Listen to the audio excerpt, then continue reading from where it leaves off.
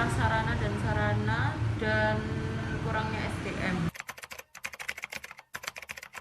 Iya ada, tetapi untuk obat-obatan COVID harus ada resep dokter dan yang dianjurkan oleh dokter. Tetapi kalau seperti obat vitamin kita memperjualbelikan secara bebas, tetapi dimaksimalkan karena maksimal orang satu. Iya kesusahan karena memang obat COVID ini sangat langka dan memang obat COVID ini obat yang baru ditemukan oleh peneliti. Bila obat yang kita jual tidak ada yang dicari sama pelanggannya, kita bisa memberikan obat lain dengan memberikan atau menawarkan obat yang sesuai dengan obat yang dicari pasien. Pelanggannya itu bertambah, mungkin bisa 22 kali lipat dari hari biasanya sebelum terkena COVID ini. Dan karena masyarakat ini kan parno untuk menelan informasi yang mentah-mentah tanpa mengetahui apa seharusnya obat khusus untuk penyakit COVID ini.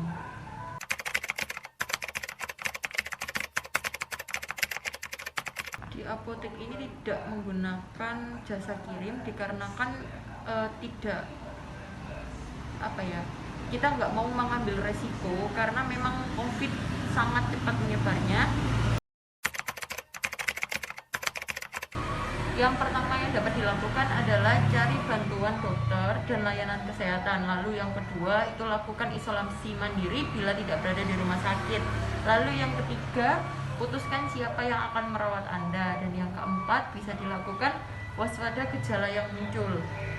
Yang kelima, bila terjadi sesak atau tidak dapat ditangani di rumah, maka dianjurkan untuk segera ke rumah sakit untuk mendapatkan oksigen. Dan yang kelima, selalu menjaga daya tahan tubuh dan imun dan tidak boleh stres. Terima kasih. Salam sehat. Peran perawat terhadap pasien COVID itu sangat penting ya Mbak ya. Apalagi di masa seperti ini, mereka kan menjadi garda terdepan. Jadi peran utamanya itu yang paling penting itu memberikan asuhan keperawatan itu selama 24 jam. Selain itu juga dia bisa menjadi edukator untuk pasien yang menjalani isolasi mandiri atau isolasi di rumah sakit, kepada keluarganya, kepada masyarakat umum yang banyak. Untuk masalah kekurangan tenaga medis di Tuban, untuk beberapa waktu yang lalu memang sempat kekurangan tenaga medis Mbak, karena melonjaknya angka COVID dan angka kematian. Akhirnya rumah sakit di Tuban kemarin sempat merekrut beberapa relawan baru, dan alhamdulillah sekarang angka COVID-nya sudah mulai menurun, walaupun belum signifikan ya Mbak, tapi sudah mulai menurun dan angka kematian juga sudah mulai menurun. Jadi untuk saat ini cukuplah Mbak tenaga medis di Tuban.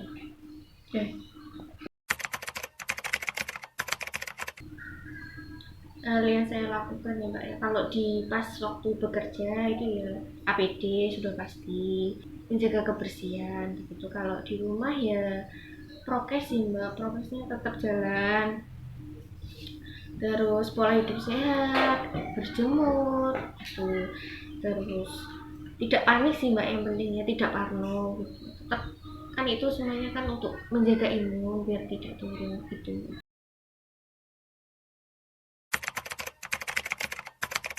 Kesulitannya itu banyak Mbak, kayak pasien yang tidak kooperatif, terus keluarga pasien yang anti covid, anti vaksin gitu.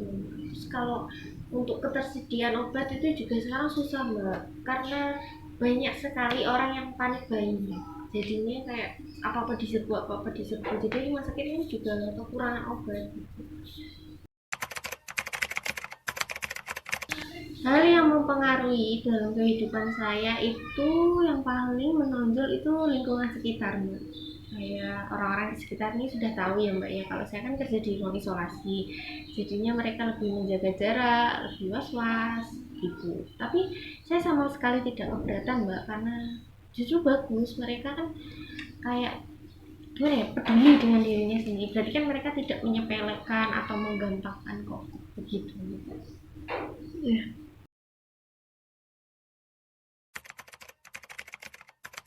Pendapat saya tentang COVID-19 yang sampai sekarang belum usai, yang sudah kita ketahui bersama bahwa virus corona ini sudah masuk tahun yang kedua. Seakan sampai sekarang tak kunjung usai.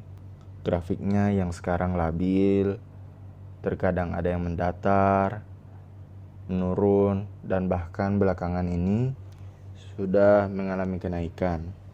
Sudah banyak korban yang berjatuhan. Di Wisma Atlet hari ini terhitung sudah 6 orang yang meninggal. Untuk hari ini saja ya yang meninggal. COVID-19 ini sungguh musibah dunia yang telah meluluhlantahkan tatanan kemanusiaan. Dari segi sektor pendidikan, pokoknya semua sektor lah berdampak. Meski mungkin akibat penyakit penyerta pada individu tak bisa dikesampingkan, ikut andil dalam percepatan proses penyebarannya.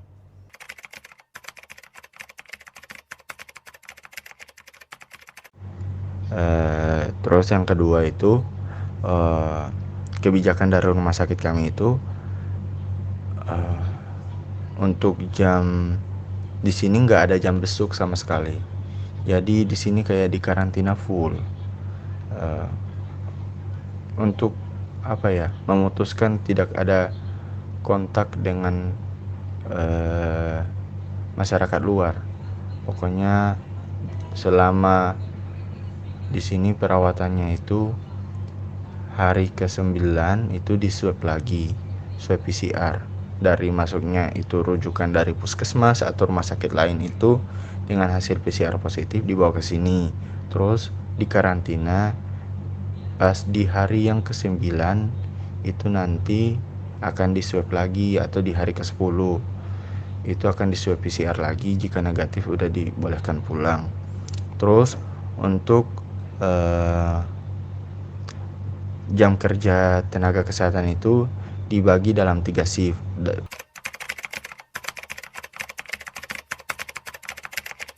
Sekarang alhamdulillah sekarang udah mulai menurun. Sekarang jumlah pasien yang dirawat itu 2.925. Dari jumlah bed yang tersedia itu yang disediakan 7.894. Tapi dari total data kumulatif yang dirawat di Rumah Sakit Darurat COVID-19 Wisma Atlet ini ada sekitar 90 ribuan lebih yang pernah dirawat.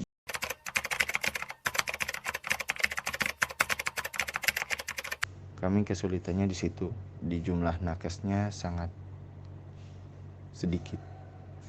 Tapi alhamdulillah sekarang pasien sudah menurun. Sekarang jumlah pasien yang dirawat itu sudah 2.900. Dan upaya kami untuk upaya rumah sakit, pihak rumah sakit untuk mengatasi kesulitan tersebut, itu kami ada perekrutan tenaga kesehatan kembali. Itu sudah dilakukan dari kemarin sampai sekarang. Kalau sekarang kayaknya udah nggak ada lagi, tapi nggak tahu dari pihak rumah sakit, saya belum mendapatkan info.